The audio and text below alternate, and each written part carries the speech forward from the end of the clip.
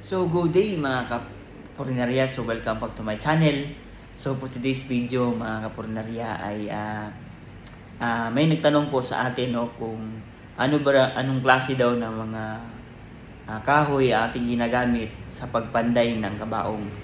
At kung wala na daw ibang kahoy na magamit at may follow-up question siya kung pwede ba daw yung coco lumber. So, for today's video ay ating sasagutin ang kanyang mga katanungan mga kapurinarya. So, tara! Let's go mga kapurinarya!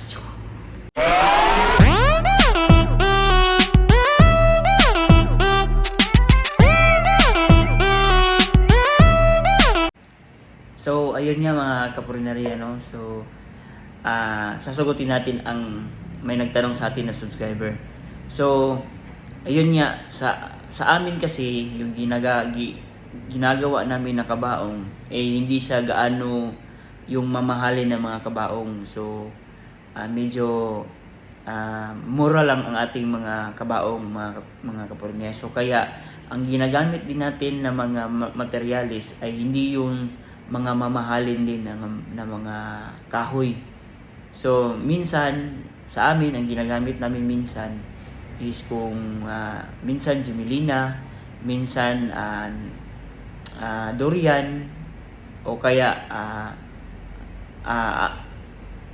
alum, no? So sa ibang mga sa mga ibang term is ang iba ay mga miscellaneous na kahoy, pero maganda pa rin na quality. So hindi siya gaano kamahal yung bullpit niya, pero matibay pa rin at quality pa rin yung ginagamit. Pero dito sa amin, minsan Gemellina, minsan alum, or kaya bakan na kahoy. So yung mga nakaalam ng mga kahoy, alam nila yan kung anong klaseng mga kahoy yan. So sa amin, hindi kami gumagamit ng yung mga mamahalin na talaga na kabao na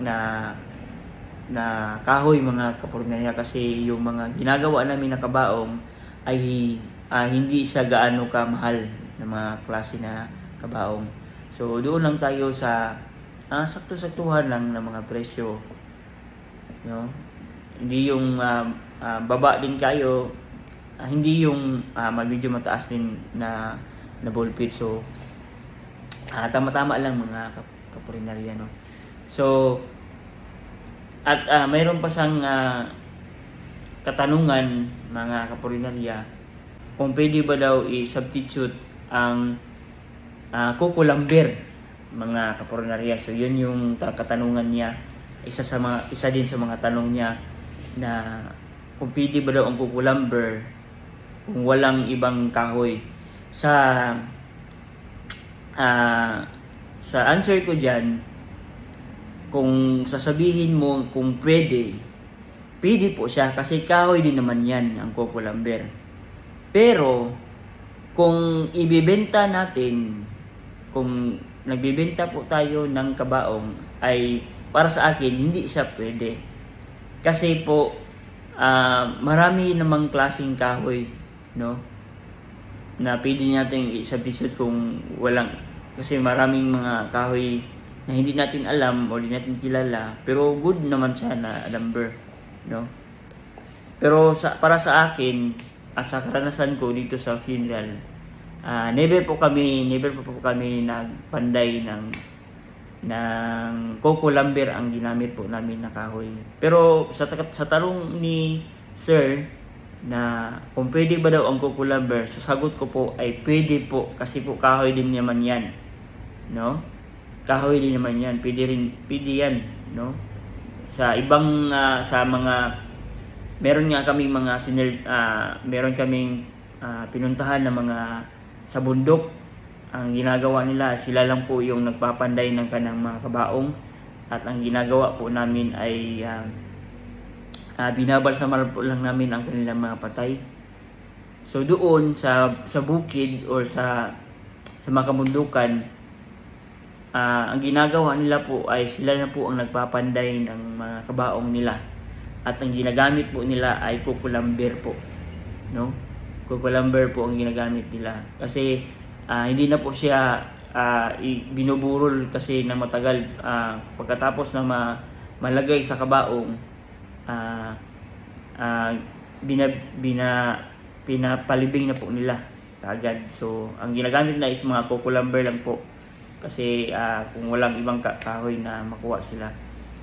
Pero sa amin, sa funeral, kasi nagbibenta po tayo ng mga kabaong, so hindi po tayo gumagamit ng kukulamber, no? So mga kapuneral, so ayun, sana po ay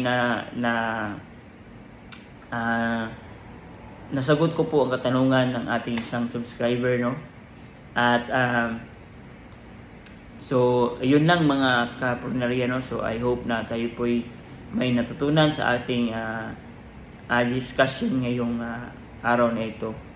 And so, yun lang mga ka-Purinaryo. Salamat sa inyong suporta, salamat sa inyong panonood, salamat sa mga nag-like, nag-share, and nag-subscribe sa ating YouTube channel, even sa ating sa Facebook, sa Facebook page po natin. No? So, salamat sa inyong suporta mga ka-Purinarya. And sa YouTube po is going to 200 subscriber na po tayo. So, salamat sa inyong mga suporta, mga ka-Purinarya. And see you in the next vlog. And peace out, mga ka-Purinarya.